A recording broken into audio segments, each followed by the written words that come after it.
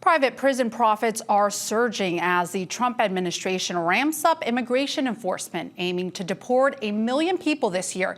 GEO Group and CoreCivic, the two industry's biggest players, report double-digit revenue jumps fueled by new ICE contracts, including at Newark's Delaney Hall. This as the number of people in immigration detention facilities hits record highs. To discuss more on the crackdown and this business boom and what this means for the state, I'm joined by our Washington, D.C. correspondent, Ben Hulak. Hi, Ben. Thanks for joining me. Absolutely. Happy to talk.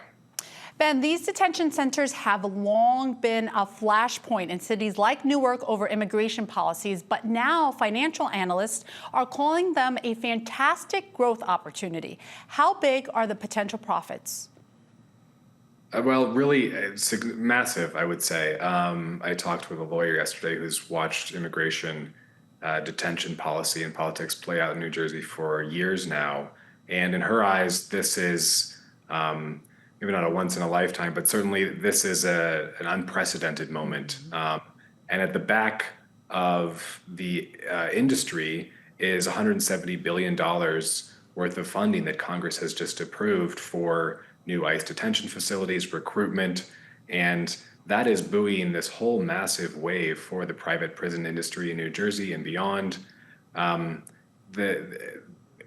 your point, there is an ecstatic sentiment around this industry from financial analysts, and it's really a massive financial growth opportunity.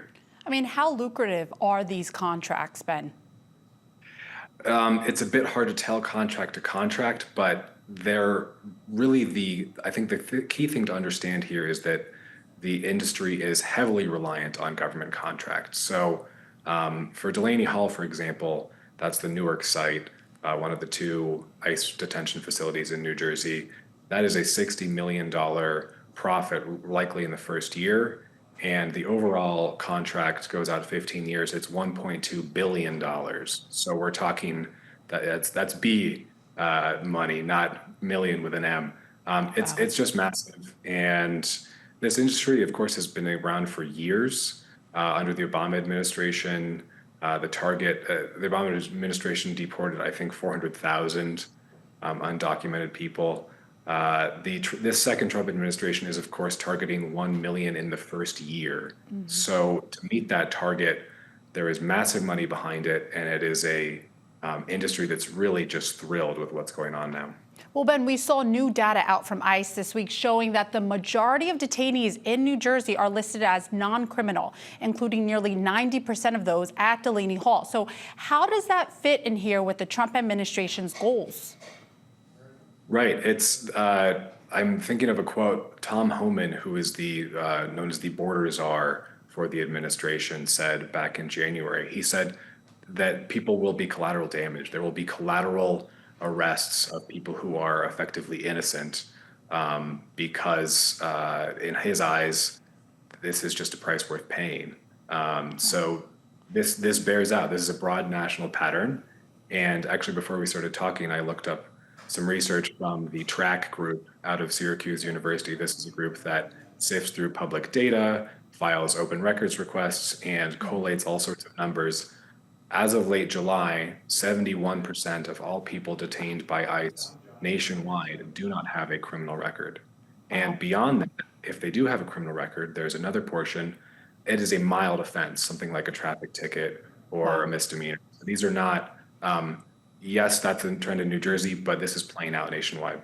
Well, Ben, the private operators are also looking to profit by expanding their reach, right? By using military sites to hold detainees now. Can you tell us what your reporting shows about that?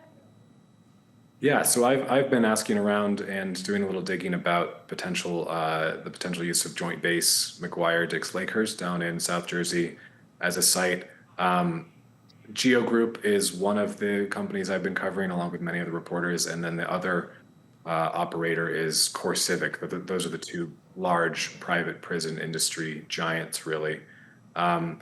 They're looking at military options. They're also looking to expand their business through transportation. So that's ground and air transportation by moving detainees.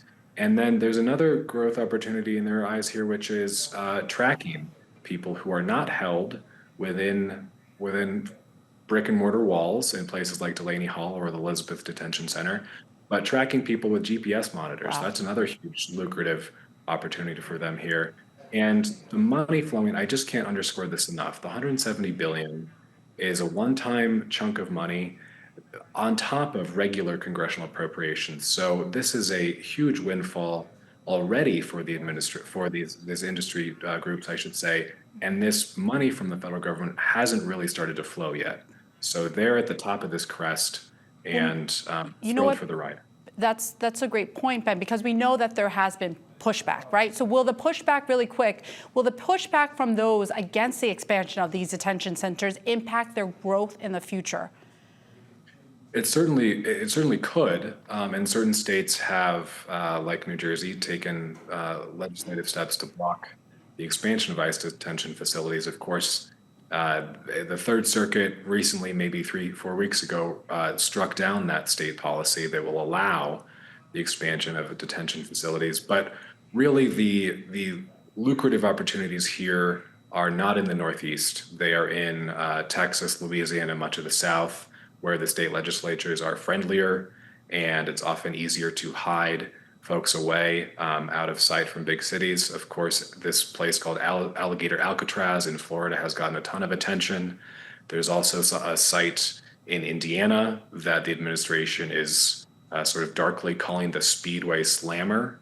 That is, of course, a reference to stock car racing in Indiana. The tentacles of this industry are continuing to spread out throughout this year, and none of this really should come as a surprise. This is what Mr. Trump campaigned on, what his allies in Congress have voted for, and it's really out in the open, sort of plain to watch and predictable in a sense. This is what we saw coming. Right, excellent reporting. Thank you for joining me. And to see more of Ben's reporting, you can go to njspotlightnews.org. Thanks.